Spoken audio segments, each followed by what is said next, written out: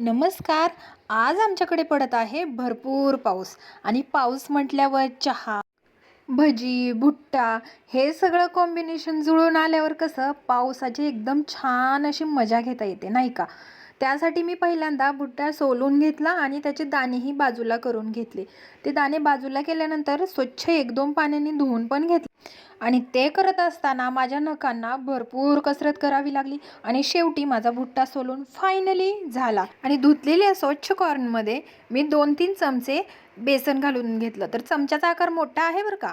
त्याच्यामध्ये चिमूटभर ओवा, मीठ, हळद, मसाला आणि चॉप केलेला कांदा, लिंबू पण घातलं थोडंसं. तोपर्यंत पाऊस वाढतच चालला होता. थोडंसं पाणी घालून छान मिक्स करून घेतलं आणि 10 मिनिटे बाजूला ठेवून दिलं. तोपर्यंत तेल मी तापत ठेवलंच होतं. पटकन भजी सोडून घेतली आणि तळून घेतली. तुम्हाला व्हिडिओ आवडल्यास लाईक, शेअर, कमेंट करा. सबस्क्राईब करायला विसरू नका आणि इथं गरमागरम भजी आणि